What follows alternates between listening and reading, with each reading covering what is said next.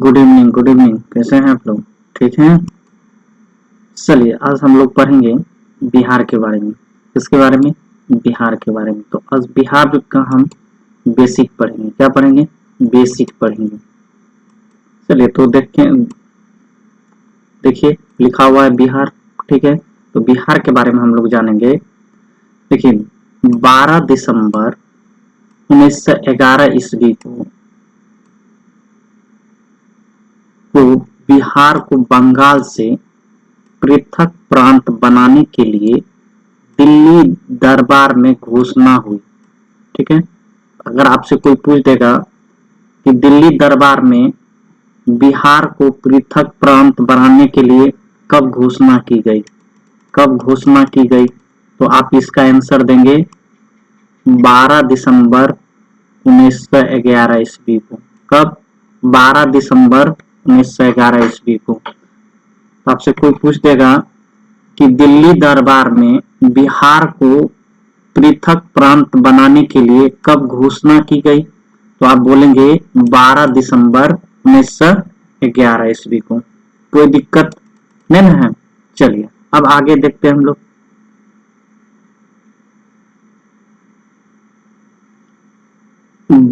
बाईस मार्च 1912 ईस्वी को बिहार उड़ीसा सहित प्रांत के गठन की विधिवत घोषणा की गई। अब आपसे कोई पूछेगा कि बताइए बिहार उड़ीसा सहित प्रांत की गठन की विधिवत घोषणा कब की गई, तो आप बोलेंगे 22 मार्च 1912 ईस्वी को। कितना? 22 मार्च 1912 ईस्वी को बिहार उड़ीसा प्रांत, मतलब आपको हम बताएंगे आगे कि उस समय जो था बिहार और उड़ीसा क्या था, एक ही साथ था। ठीक है, तो 22 मार्च 1912 ईस्वी को बिहार उड़ीसा सहित प्रांत के गठन की विधिवत घोषणा की गई। तो आपसे पूछेगा कि बताइए कि बिहार एवं उड़ीसा सहित प्रांत की विधिवत गठन की घोषणा कब की गई, तो आप बोलेंगे 22 मार्च 1912 ईस्वी में। ठीक है, देखिए इसीलिए 22 मार्च को बिहार राज्य की स्थापना दिवस मनाया जाता है। आपसे कोई क्वेश्चन पूछ देगा बताइए बिहार राज्य स्थापना दिवस कब मनाया जाता है, तो आप कहेंगे 22 मार्च को। बिहार राज्य स्थापना दिवस कब मनाया जाता है? 22 मार्च को। क्यों मनाया जाता है, तो कहेंगे 22 मार्च 1912 ईस्वी को बिहार उड़ीसा सहित प्रांतों की गठन की विधिवत घोषणा की गई। ठीक है,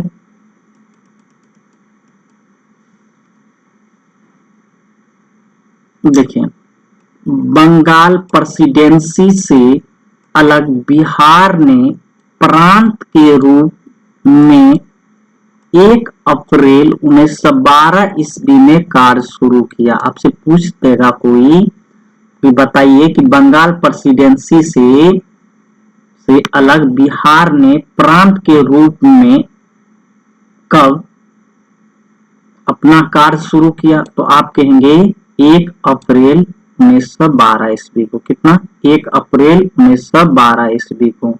कोई दिक्कत नहीं ना है? नहीं ना है? चलिए अब हम लोग देखेंगे 28 मार्च 1936 ईस्वी को बिहार के लिए अलग विधान परिषद के गठन का आदेश हुआ। मतलब अब जो है बिहार और क्या हो जाएगा, बिहार और उड़ीसा अलग हो जाएगा। ठीक है, तो आपसे नीचे में लिखे हुए भी हैं। तो 28 मार्च 1936 ईस्वी को बिहार के लिए अलग विधान परिषद के गठन का क्या हो गया, आदेश हो गया।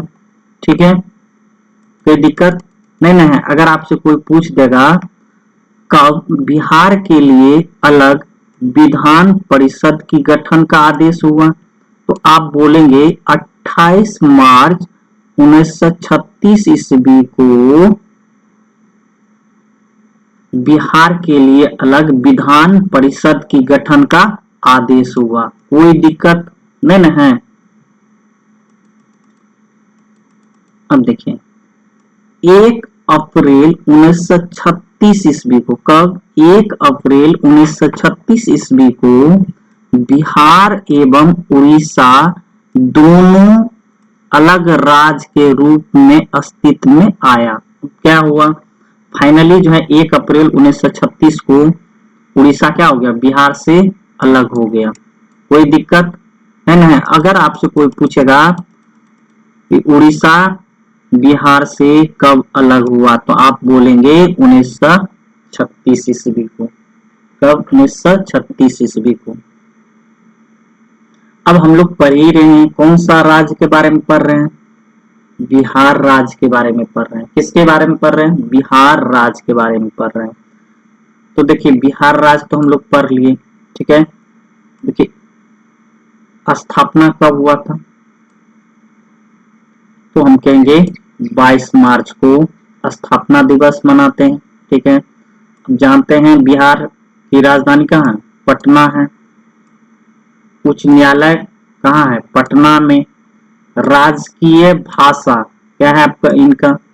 हिंदी और उर्दू। बिहार का राजकीय भाषा क्या है? हिंदी और उर्दू। राजकीय वृक्ष क्या है?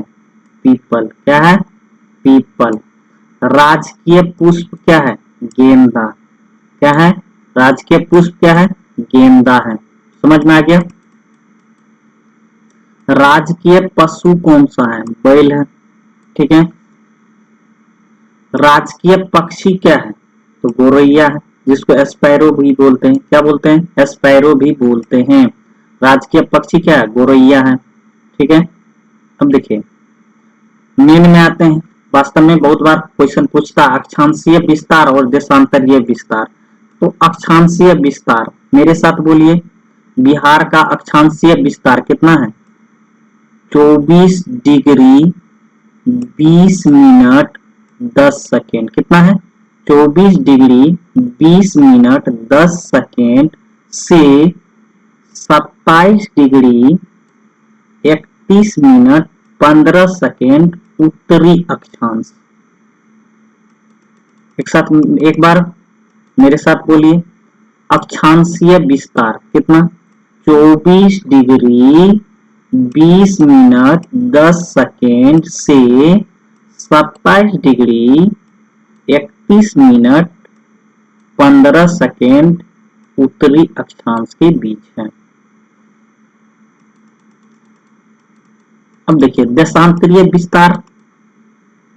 देखिए देशांतरीय विस्तार, तो देशांतरीय विस्तार कितना से कितना तक है? तो हम कहेंगे 83 डिग्री कितना? 83 डिग्री 19 मिनट 50 सेकेंड। कितना? कितना? 83 डिग्री कितना? 83 डिग्री देशांतरीय विस्तार पूछ रहा है। 83 डिग्री 19 मिनट 50 सेकेंड से 88 डिग्री 17 मिनट 40 सेकेंड पूर्वी देशांतर के बीच। कोई दिक्कत है ना? है। एक बार मेरे साथ बोलिए। देशांतरीय विस्तार बिहार का कितना है? हम लोग बोलेंगे 83 डिग्री 19 मिनट 50 सेकेंड से 88 डिग्री 17 मिनट 40 सेकेंड पूर्वी देशांतर के बीच, ठीक है। अब देखिए बिहार का क्षेत्रफल कितना है? तो बिहार का क्षेत्रफल है आपका 94,163 वर्ग किलोमीटर। कितना? मेरे साथ बोलिए। बिहार का क्षेत्रफल कितना है? 94,163 वर्ग किलोमीटर क्षेत्रफल है, इसीलिए क्या होगा? वर्ग किलोमीटर होगा। अब देखिए उत्तर से दक्षिण कुल लंबाई। क्या? उत्तर से दक्षिण कुल लंबाई। देखिए उत्तर में क्या लिखा हुआ ऊ है, देखने में कैसा लगता है, 3 जैसा लगता है। ठीक है, एक जोड़ देंगे, 3 4 हो गया, फिर क्या 5। कोई दिक्कत नहीं ना। तो उत्तर से दक्षिण कुल लंबाई ऊ मतलब 3 जैसे लगता है, वो 3 जैसे लगता है ना, 3 4 5। कोई दिक्कत है नहीं ना है। अब देखिए पूरब से पश्चिम कुल लंबाई, तो 4 लिए, नहीं 4 को दूना कर दिए तो कितना हो गया 8 हो गया, 4 दूना 8, 8 और 4 में से घटा दिए 3, नहीं तो 483 किलोमीटर। कितना 483 किलोमीटर। कोई दिक्कत नहीं ना है। तो उत्तर से दक्षिण कुल लंबाई कितना 345 किलोमीटर। पूरब से पश्चिम कुल लंबाई 483 किलोमीटर। सीमा देखिए, इसका सीमा कहां कहां से लगेगा, तो उत्तर में नेपाल से सीमा लगेगा, दक्षिण में झारखंड से लगेगा, पूर्व में पश्चिम बंगाल से लगेगा। किससे, पश्चिम बंगाल से। पूर्व में किससे लगेगा बताइए, पूर्व में यहां लिख दीजिए पश्चिम बंगाल। ठीक है, पूर्व में किससे, पश्चिम बंगाल से। किससे, पश्चिम बंगाल से। पूर्व में किससे लगेगा, पश्चिम बंगाल से, तथा पश्चिम में उत्तर प्रदेश से लगेगा। समझ में आ गया, समझ में आ गया ना। तो बिहार की सीमा उत्तर में किससे लगेगा, नेपाल से, दक्षिण में किससे, झारखंड से, पूर्व में किससे, पश्चिम बंगाल से। ठीक है, तथा पश्चिम में किससे, उत्तर प्रदेश से। कोई दिक्कत नहीं ना है।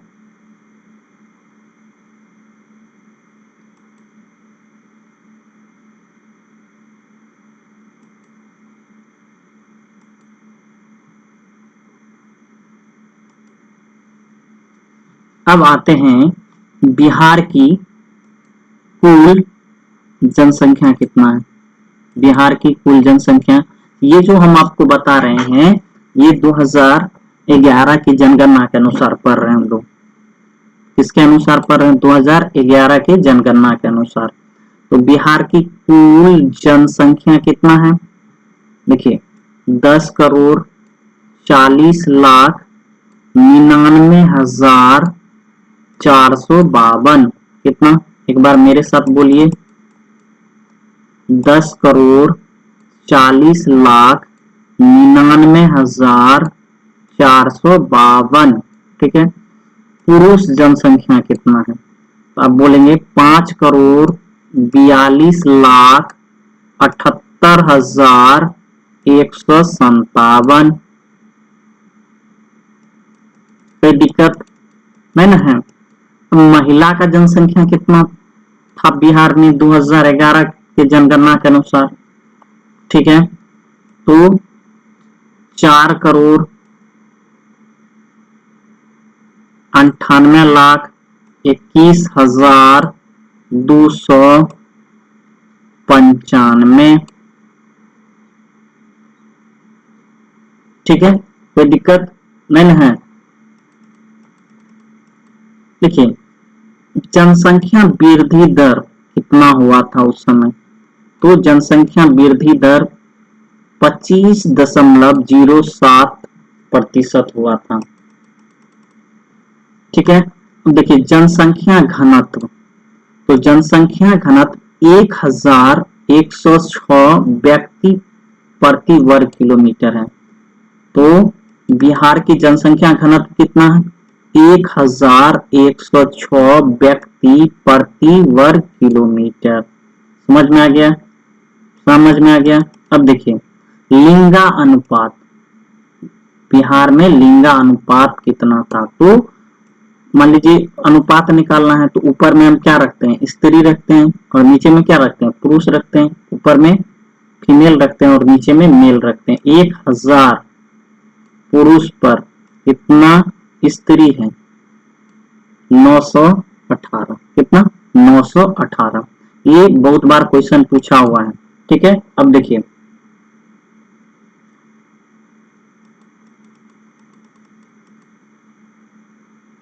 कुल साक्षरता दर, कुल साक्षरता दर किसका? बिहार का कुल साक्षरता दर, बिहार का कुल साक्षरता दर कितना है? 61.80। कितना? 61.80। अगर आपको कुल साक्षरता दर याद है तो पुरुष और महिला आपको अपने आप याद हो जाएगा, हम आपको याद करवा देते हैं। देखिए पहले तो ये याद कर लीजिए, कुल साक्षरता दर कितना है? 61.80%। समझ में आ गया? अब देखिए कुल पुरुष साक्षरता दर कितना है? 71.20। समझ में आ रहा है? तो देखिए ये जो कुल साक्षरता दर है उसमें 10 जोड़ दीजिएगा तो कितना हो जाएगा? 71 हो जाएगा। कोई दिक्कत नहीं ना? अब तो आपको मालूम हो गया 71.20 मतलब 71.20%। कोई दिक्कत नहीं ना है? अब देखिए कुल महिला, क्या कुल महिला का साक्षरता दर, लिटरेसी रेट फॉर फीमेल। ठीक है, तो कुल महिला का साक्षरता दर कितना है? 51.50%। 51.50% मतलब 51.50%। समझ में आ गया? देखिए जो आपका कुल साक्षरता दर है कितना है? 61.80%। उसमें 10 घटा दीजिए तो देखिए यहां से हम घटा देंगे 10, 61 में से 10 घटा देंगे तो कितना होगा? 51 हो जाएगा। ठीक है, और 50। समझ में आ गया? अब आपसे पूछ देगा कि बिहार में महानगरों की संख्या कितना है? बिहार में महानगरों की संख्या कितनी है? तो आप बोलेंगे 1। ठीक है, अब देखिए परमंडल की संख्या पूछ देगा तो आप ये जो हम लोग बता रहे हैं वो 2011 के जनगणना के अनुसार ही है, उसी समय ये डाटा आया था। तो हमको पूछ देगा कि परमंडल की संख्या कितना है? तो आप बोलेंगे 9 परमंडल है। कितना परमंडल है? 9 परमंडल है। ठीक है, अब देखिए जिलों की संख्या, जिलों की संख्या तो बिहार में जिलों की संख्या कितना है? 38 है। कितना है? 38 है। 38 है। अब देखिए थोड़ा सा हम लोग मैप देख लेते हैं, हम लोग को जो है ना आइडिया आ जाएगा।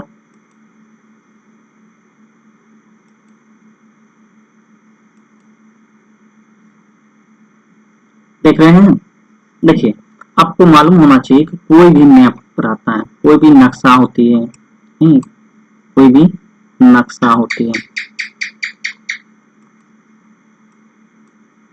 ठीक है, तो कोई भी नक्शा होता है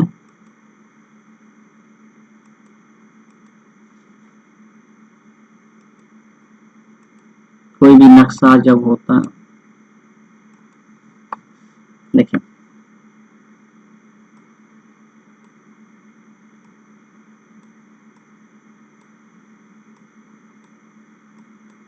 कोई भी जब नक्शा होता है तो आप जानते हैं कि ये आपका क्या होता है? पूरब होता है। और ये क्या होता है आपका? पश्चिम होता है। क्या होता है? ये आपका पश्चिम होता है। नहीं, और आप जानते हैं ऊपर क्या होता है? उत्तर होता है। और नीचे क्या होता है? दक्षिण होता है। समझ में आ गया? तो ये जो होगा यहाँ से यहाँ, ये सब क्या है आपका? ये सब क्या है आपका? ऊपर में क्या है? उत्तर है। नहीं, तो फिर क्या होगा? ये नीचे में ये सब क्या होगा आपका? इसके इसके बनिस्पत करस्पॉन्डिंग क्या हो जाएगा? ये दक्षिण होगा। ये क्या होगा आपका? पूरब होगा। और ये क्या होगा आपका? पश्चिम होगा। ठीक है, तो अब इसमें जो है कुछ जो है जैसे मान लीजिए ये क्या होगा? उत्तर पूर्व, तो ये सब क्या हो जाएगा? कुछ उत्तर पूर्व होगा। तो हमको वो नहीं देखना, हमको जानना है इसमें जिला का स्थिति क्या है। ये आपको याद रखना है कि 38 जिला कौन कौन सी है। ठीक है, तो हम लोग देखते हैं, एक बार ट्राई करते हैं कि कौन कौन सा जिला है। देखिए सबसे पहले आते हैं, ये ऊपर में है नहीं तो ये क्या है आपका पश्चिमी चंपारण। क्या है ये आपका पश्चिमी चंपारण। देखिए पश्चिमी चंपारण और ये आपका क्या रहा पूर्वी चंपारण। ठीक है, पश्चिमी चंपारण से सटा हुआ है क्या आपका पूर्वी चंपारण। अब देखिए पश्चिमी चंपारण से ही सटा हुआ है क्या आपका गोपालगंज। ठीक है, अब गोपालगंज गोपालगंज से ही सटा हुआ है क्या आपका पूर्वी चंपारण। पूर्वी चंपारण भी क्या है आपका गोपालगंज से सटा हुआ है। समझ में आ गया। अब देखिए गोपालगंज पश्चिम चंपारण से भी लगा हुआ है। देख रहे हैं आप क्या पूर्वी चंपारण से भी लगा हुआ है। देखिए यहाँ सीवान है, ये सीवान है। ठीक है, तो पहला क्या होगा आपका पश्चिमी चंपारण, उसके बाद पूर्वी चंपारण, उसके बाद क्या गोपालगंज। गोपालगंज कोई दिक्कत नहीं ना है। देखिए अब आपको हम कुछ चीज बता देते हैं, यहाँ बाद में भी हम लोग डिस्कस कर लेंगे आगे। देखिए ये जो आपका पश्चिमी चंपारण है, पश्चिमी चंपारण में ही वाल्मीकि वन्य जीव अभयारण्य है। ये जो पश्चिमी चंपारण है इसी में क्या है आपका वाल्मीकि वन्य जीव अभयारण्य। वाल्मीकि वन्य जीव अभयारण्य कहाँ है आपका पश्चिम चंपारण है। कोई दिक्कत नहीं है। अब देखिए ये आपका क्या है गोपालगंज जिला हुआ। पहले तो हम लोग देख लेते हैं जिला, फिर देख लेंगे कौन सा अभयारण्य कहाँ है। तो देखिए ये आपका क्या है पश्चिम चंपारण, उसके बाद ये क्या है हुआ आपका पूर्वी चंपारण, ये क्या है आपका गोपालगंज। इसके नीचे में गोपालगंज के नीचे में क्या है आपका सीवान, सीवान के नीचे में ये साइड में ही क्या है सारण का सारण। ठीक है, सारण समझ में आ गया। देखिए पश्चिम चंपारण हुआ, नहीं पश्चिम चंपारण, ये क्या है आपका पूर्वी चंपारण, ये क्या है आपका गोपालगंज, ये क्या है आपका सीवान, ये आपका क्या है सारण, सारण के बाद ये क्या है आपका भोजपुर, भोजपुर के बाद ये क्या है बक्सर, बक्सर के बाद ये क्या है आपका कोहिमूर, बक्सर के नीचे देखिए बक्सर है, बक्सर के से सटा हुआ क्या है आपका कैमूर जिला, कैमूर के नीचे ही क्या है आपका रोहतास जिला, ये क्या हुआ आपका भोजपुर जिला, ये क्या है आपका सारण जिला। ठीक है, अब देखिए भोजपुर इधर है, भोजपुर, रोहतास, औरंगाबाद, गया। ठीक है, गया, गया औरंगाबाद, यहाँ क्या है आपका अरवल, ये आपका क्या है जहानाबाद, ये देखिए आपका पटना है, ये क्या हुआ आपका नालंदा, ये क्या है आपका नवादा, ये आपको कौन सा है जमुई, ये क्या है आपका बांका, ये क्या है आपका भागलपुर, ये क्या है आपका कटिहार, ये आपका पूर्णिया सबसे पूर्वी साइड में है। नहीं ये क्या हुआ आपका किशनगंज, ये क्या हुआ आपका अररिया, ये क्या है आपका सुपौल, ये मधुबनी, सीतामढ़ी, शिवहर, ये मुजफ्फरपुर, दरभंगा, सहरसा, मधेपुरा, समस्तीपुर, वैशाली, बेगूसराय, मुंगेर, लखीसराय, शेखपुरा, नवादा हो गया, नालंदा। समझ में आ गया। तो 38 जिला हम लोग देखें, 38 जिला देखे हम लोग। नहीं अब कुछ चीज हम लोग प्रत्येक जिले के बारे में कुछ खासियत जान लेते हैं तो हम लोग को पूरा क्लियर हो जाएगा। नहीं क्लियर हो जाएगा। देखिए अगर आपसे पूछ देगा,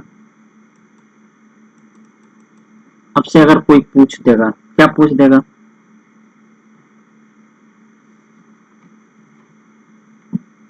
अगर पूछ देगा कि सबसे अधिक बिहार में वर्षा कहाँ होती है, सबसे अधिक वर्षा कहाँ होती है बिहार में, तो आप बोलेंगे किशनगंज जिला में। किसमें किशनगंज जिला में सबसे अधिक बारिश होती है। समझ में आ गया। तो पूछ देगा सबसे अधिक बारिश कहाँ होती है, तो आप बोलेंगे किशनगंज जिला में। अब पूछ देगा कि सबसे कम वर्षा कहाँ होता है, सबसे कम वर्षा, सबसे कम वर्षा, तो सबसे कम वर्षा होगा औरंगाबाद में। ठीक है, सबसे कम वर्षा कहाँ होता है, कोई आपसे पूछेगा सबसे कम वर्षा, कहेंगे औरंगाबाद जिला में। समझ में आ गया। अब देखिए पूछ देगा कि सबसे गर्म जिला कौन सा है, सबसे गर्म जिला, तो आप बोलेंगे गया जिला। गया जिला क्या है, सबसे गर्म जिला है। सर्वाधिक ठंडा, जो ये भी क्या है, ये जिला ये क्या है, सर्वाधिक ठंडा जिला है। सबसे गर्म जिला और सबसे ठंडा जिला कौन सा, गया जिला। कौन सा जिला, गया जिला। कोई दिक्कत नहीं है, नहीं है। सबसे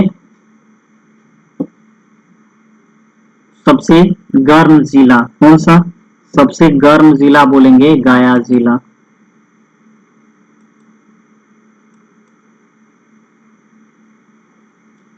सबसे ठंडा जिला भी कौन सा है, कौन सा है बताइए, बोलेंगे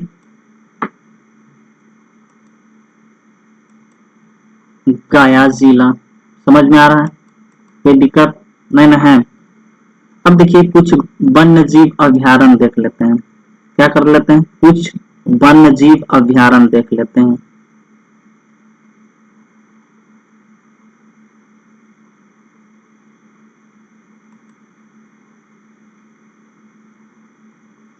अब आपसे कोई पूछ देगा कि बताइए भीम बांध वन्य जीव अभ्यारण्य कहाँ है, कौन सा चीज, भीम बांध वन्य जीव अभ्यारण्य, तो आप कहेंगे मुंगेर में।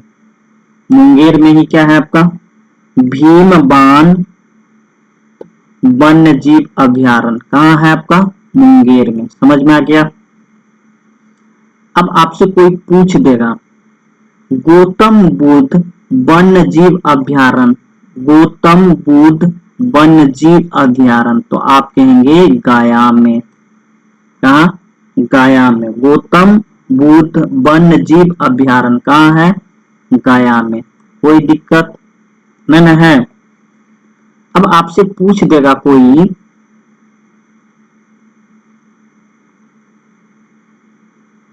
आपसे कोई पूछ देगा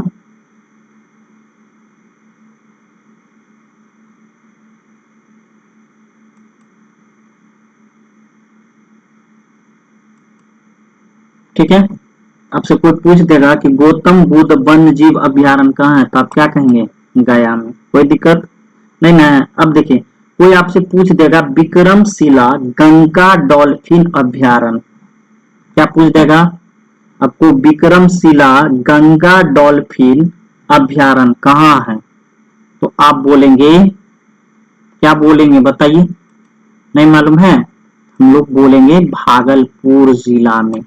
किसमें, भागलपुर जिला में। भागलपुर जिला में कौन सा चीज है, तो हम बोलेंगे विक्रमशिला गंगा डॉल्फिन अभ्यारण्य कहाँ है, भागलपुर जिला में। समझ में आ रहा है, कहाँ है, भागलपुर जिला में।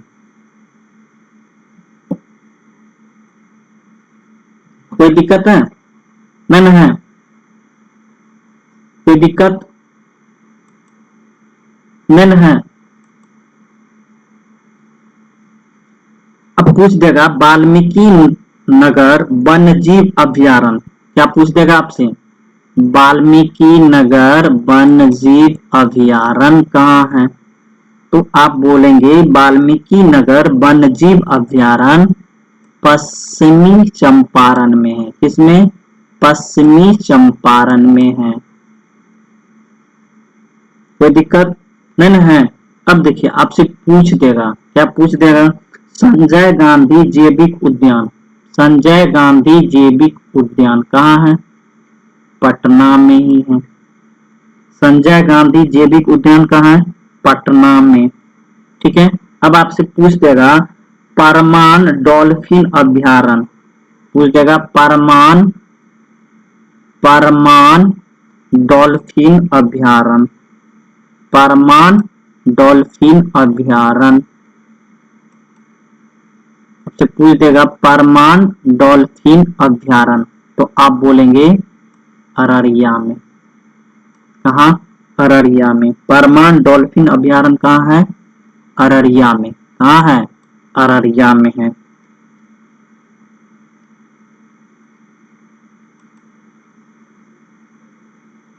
अब आपसे कोई पूछ दे कामर पक्षी विहार, क्या कामर पक्षी विहार कहाँ है? तो आपका बेगूसराय में है।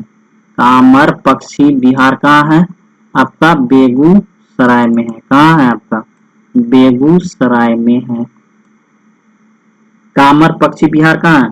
बेगूसराय में है। ठीक है, कोई दिक्कत नहीं ना है। अब देखिए,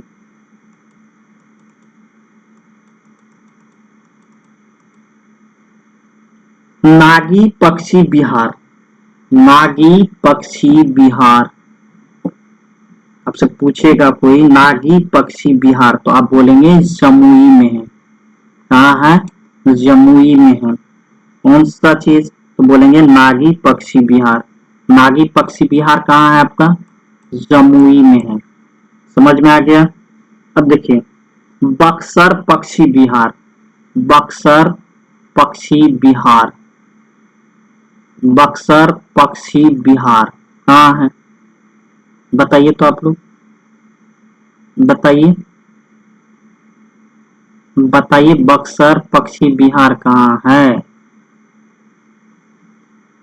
ये आपका बक्सर में है। कहाँ है? बक्सर में। नामे से पता चल रहा है, इसमें कोई सोचने वाली बात ही नहीं है। ठीक है, अब बताइए आप हमको, गोगाबिल पक्षी विहार, गोगाबिल पक्षी विहार कहाँ है? गोगाबिल पक्षी विहार, गोगाबिल पक्षी विहार। देखिए, गोगाबिल पक्षी विहार आपका कटिहार में है। कहाँ है? कटिहार जिला में है। कहाँ है? कटिहार जिला में है। कौन सा चीज? तो आप बोलेंगे गोगाबिल पक्षी विहार। ठीक है, अब आपसे कोई पूछ दे, बताइए कुशेश्वर पक्षी विहार, कुशेश्वर पक्षी विहार क्या पूछ दे आपसे? कुशेश्वर पक्षी विहार बताइए कहाँ है? तो देखिए, कुशेश्वर पक्षी विहार जो है आपका दरभंगा में है। कहाँ है? दरभंगा जिला के कुशेश्वर स्थान के पास है। कहाँ है? दरभंगा जिला के कुशेश्वर स्थान के पास है। ठीक है, अब आपसे कोई पूछ दे नकटी पक्षी विहार कहाँ है? नकटी पक्षी विहार, तो आप बोलेंगे जमुई में है। ठीक है, तो जमुई में दो चीज हुआ, जमुई में दो चीज हुआ। कौन कौन बताइए, आपको हम बताए हैं अभी।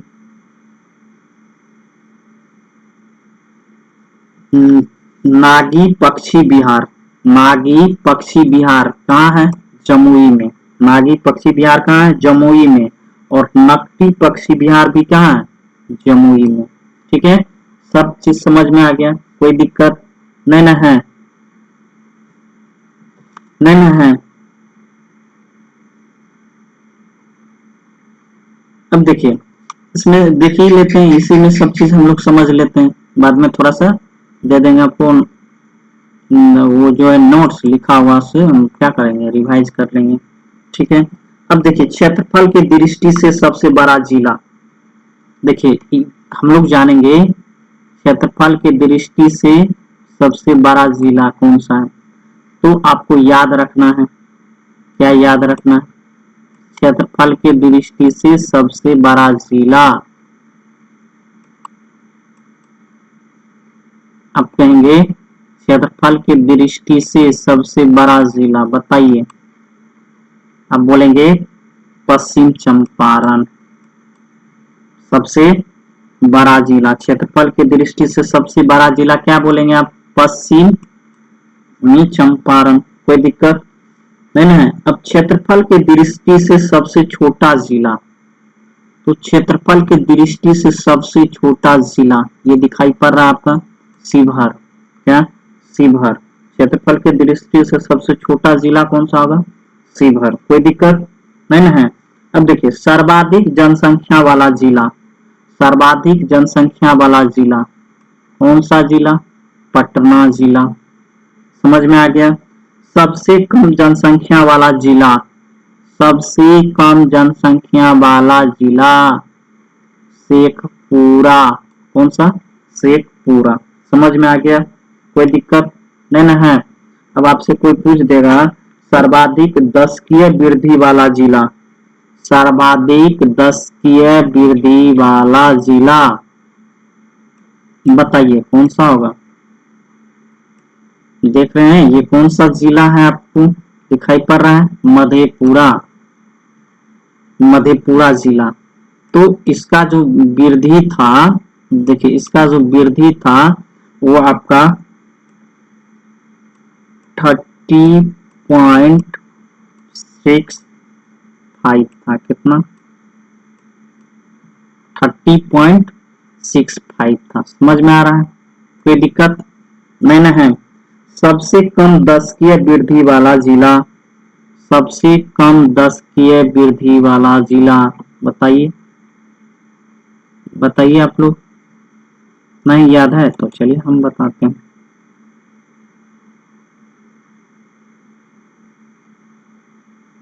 बताइए कौन सा जिला? नहीं हुआ? मेरे को बताना पड़ेगा। देखिए सबसे कम दशकीय वृद्धि वाला जिला था आपका गोपालगंज। कौन सा? कौन सा जिला? गोपालगंज। समझ में आ रहा है? कौन सा जिला? कौन सा जिला बताइए? गोपालगंज। ठीक है। कितना था इसका दशकीय वृद्धि दर मालूम है? नहीं मालूम है? चलिए बता देते हैं हम। 18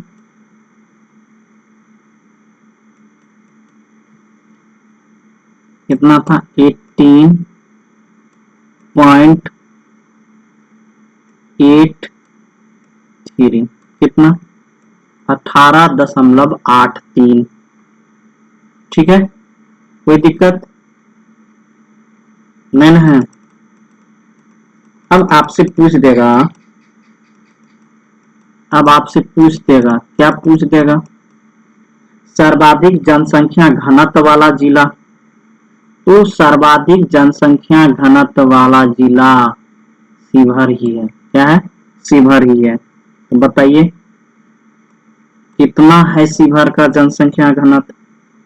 अब बोलेंगे 1882 व्यक्ति प्रति वर्ग किलोमीटर। क्या? 1882 व्यक्ति प्रति वर्ग किलोमीटर। समझ में आ रहा है? समझ में आ रहा है? देखिए सबसे कम जनसंख्या घनत्व वाला जिला बताइए, सबसे कम जनसंख्या घनत्व वाला जिला कौन सा? कौन सा बताइए? कौन सा जिला दिखाई पड़ रहा है? ये आपका क्या लिखा हुआ है? कैमूर। क्या लिखा हुआ है आपका? कैमूर लिखा हुआ है। समझ में आ रहा है?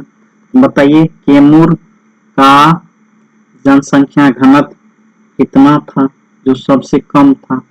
ये 488 था। कितना था आपका? 488 था। कोई दिक्कत? तो अगर आपसे कोई पूछ देगा सबसे अधिक जनसंख्या घनत्व किसका है, तो आप कहेंगे शिवहर का। कितना? 1882। और सबसे कम जनसंख्या घनत्व किसका है? कैमूर का है। कितना है?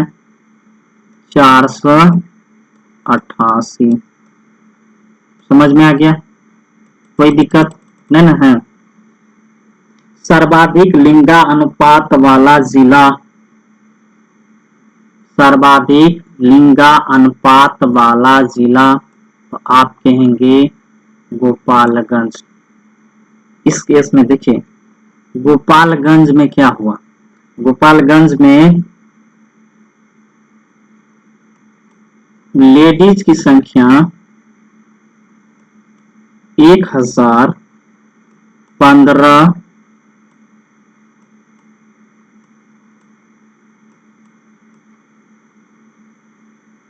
अनुपात 1000। मतलब यहाँ क्या हो गया, लेडीज की जनसंख्या पुरुष की जनसंख्या से कितना अधिक हो गया, 15 अधिक हो गया। मतलब लिंगा अनुपात बहुत ज्यादा हो गया। नहीं, हम लोग सबसे पहले पढ़े थे कि जो है बिहार का लिंगा अनुपात कितना है, हम लोग बोले थे 918 अनुपात 1000 बिहार का। लेकिन बिहार में गोपालगंज जिला में महिला की संख्या कितना हो गया, 1015, 1000 पुरुष पर। समझ में आ गया, समझ में आ गया।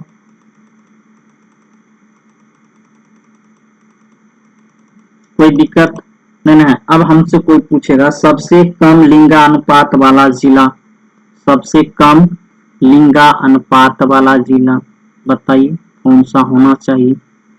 तो सबसे कम लिंगा अनुपात वाला जिला जो है, देखिए कौन सा जिला है बताइए। देखिए भागलपुर और मुंगेर दोनों का लिंगा अनुपात बराबर है। मतलब कम में दोनों का लिंगा अनुपात क्या है, कम है। कितना है लिंगा अनुपात इसका, तो याद रखना है 7, मतलब रुकिए से लिखिए 879, क्या 879, 879, 879 कितना, 879, 879। कोई दिक्कत नहीं है, कोई दिक्कत है नहीं है। चलिए अब हम लोग देखते हैं आगे। सर्वाधिक साक्षरता वाला जिला बताइए, सर्वाधिक साक्षरता वाला जिला, सर्वाधिक साक्षरता वाला जिला कौन सा जिला बताइए, कौन सा जिला है, कौन सा जिला है बताइए। नहीं हुआ, हमको बताना होगा, हमको बताना होगा। तो चलिए हम लोग बता देते हैं आपको, रोहतास। सर्वाधिक साक्षरता वाला जिला कौन सा है, रोहतास है। तो रोहतास जिला का जो है लिटरेसी रेट कितना था या साक्षरता दर कितना था, 75.59%। कितना, 75.59%। कितना, 75.59%। कोई दिक्कत नहीं है। तो सबसे अधिक साक्षरता वाला जिला कौन सा है, रोहतास। कितना है, 75.59%। अब देखिए जब सबसे अधिक साक्षरता वाला जिला आया है तो सबसे कम साक्षरता वाला भी जिला आएगा नहीं। तो बताइए सबसे कम साक्षरता वाला जिला कौन सा है, सबसे कम साक्षरता वाला जिला कौन सा है। तो आप कहेंगे सबसे कम साक्षरता वाला जिला पूर्णिया है। कौन सा है, पूर्णिया है। समझ में आ गया। पूछ देगा कि पूर्णिया का साक्षरता प्रतिशत कितना था जो सबसे कम है, सबसे कम है। तो आप बोलेंगे 52.4%। 49%। 49% कितना?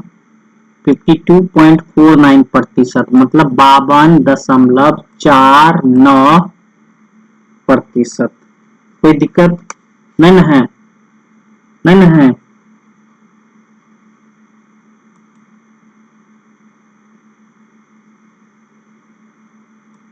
चलिए अब हम लोग देखते हैं आगे।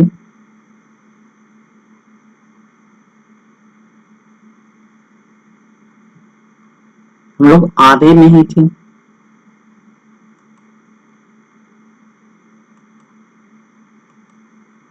लोग का जो जिला का संख्या आया था उसी समय हम लोग पूरा जिले के बारे में क्या करने लगे, डिटेल से पढ़ने लगे। फिर तो जो हम पढ़ा दिए वही चीज आ रहा है यहाँ। चलिए एक बार सरसरी निगाह से देख लेना है इस चीज को। देखिए अब लोग हम लोग जान गए कि जिला की संख्या कितना है, 38 है। नहीं, विधान सभा सदस्यों की संख्या कितना है, 243 है। कितना है? बिहार में विधानसभा सदस्यों की संख्या कितना है, तो आप कहेंगे 243 है। विधान परिषद सदस्यों की संख्या कितना है, तो आप बोलेंगे 75 है। कितना है? 75 है। लोकसभा सदस्यों की कुल संख्या कितना है, 40 है, 40 है। राज्यसभा सदस्यों की संख्या कितना है, 16 है। ठीक है, समझ में आ गया? तो याद रखना विधानसभा सदस्यों की संख्या कितना है, 243 है। विधान परिषद सदस्यों की संख्या कितना है, 75 है। लोकसभा सदस्यों की संख्या कितना है, 40 है। राज्यसभा सदस्यों की संख्या कितना है, 16 है।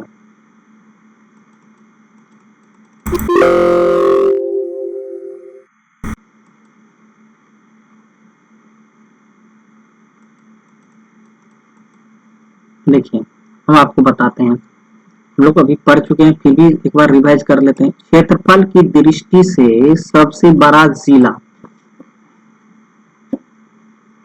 कौन सा होगा, पश्चिम चंपारण होगा। कौन सा? पश्चिम चंपारण। क्षेत्रफल की दृष्टि से सबसे बड़ा जिला क्या बोलेंगे, पश्चिम चंपारण बोलेंगे। क्षेत्रफल की दृष्टि से सबसे छोटा जिला कौन सा, शिवहर बोलेंगे। सर्वाधिक जनसंख्या वाला जिला क्या कौन सा बोलेंगे, पटना बोलेंगे। सबसे कम जनसंख्या वाला जिला शेखपुरा बोलेंगे। ठीक है। सर्वाधिक दशकीय वृद्धि वाला जिला तो बोलेंगे हम लोग मधेपुरा। कितना, 30.65। ठीक है। सबसे कम दशकीय वृद्धि वाला जिला क्या बोलेंगे, गोपालगंज। कितना, 18.83। सर्वाधिक जनसंख्या घनत्व वाला जिला तो हम लोग बोलेंगे शिवहर। नहीं, कितना, 1882। 1882। ठीक है, तो आपको मालूम होना चाहिए जनसंख्या घनत्व किसमें लिखते हैं, बताइए। व्यक्ति प्रति वर्ग किलोमीटर, मतलब 1882 व्यक्ति प्रति वर्ग किलोमीटर होगा। सबसे कम जनसंख्या घनत्व वाला, सबसे कम जनसंख्या घनत्व वाला जिला कौन सा, कैमूर। कितना है, 488। ये तो याद आपके दिमाग में बैठ जाएगा। देखिए 4 है, 8 है, 8 है। 4 को 2 से मल्टीपल किए, 2 टाइम्स लिख दिए। ठीक है। सर्वाधिक लिंगा अनुपात वाला जिला, सर्वाधिक लिंगा अनुपात वाला जिला तो आप क्या बोलेंगे, गोपालगंज। कितना, 1015, 1015। ठीक है, पर 1000 पुरुष पर। नहीं, सबसे कम लिंगा अनुपात वाला जिला तो आप बोलेंगे भागलपुर एवं मुंगेर। दोनों क्या है, सेम है। और इसकी जगह कितना लिखना है, तो लिखेंगे 879, 879। ठीक है। सर्वाधिक साक्षरता वाला जिला रोहतास। कितना है, 75.59%, मतलब 75.59%। ठीक है। सबसे कम साक्षरता वाला जिला कौन सा है, पूर्णिया है। कितना है, 52.53। 52.49%। कितना? 52.49%।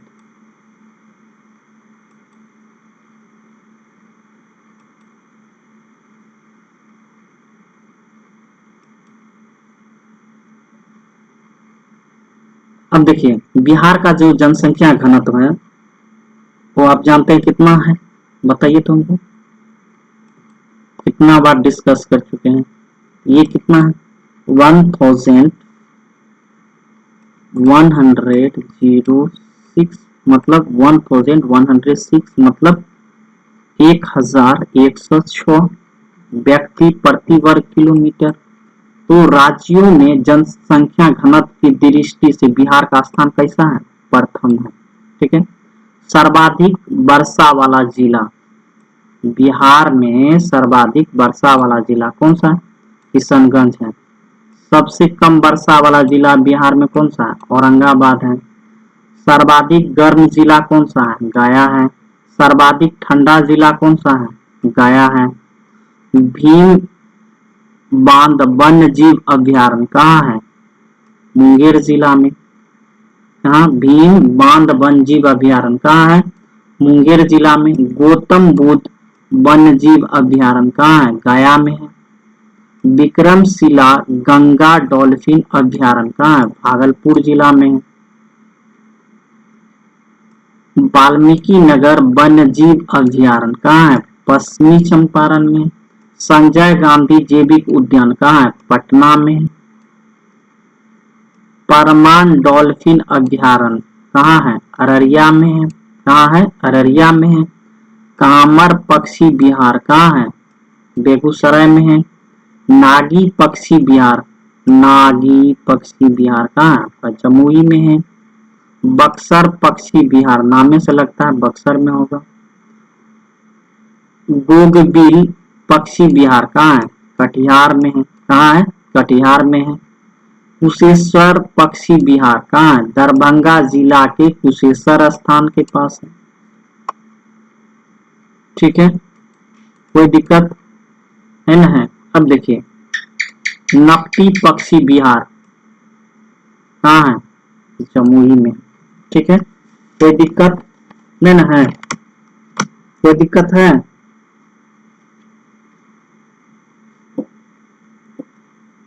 तो आज के लिए बस इतना ही। आप हमारे वीडियो को लाइक करें, सब्सक्राइब करें, आप अपने दोस्तों को फॉरवर्ड करें और आप अपने माता पिता के स्वास्थ्य का ख्याल रखें। धन्यवाद, धन्यवाद, धन्यवाद।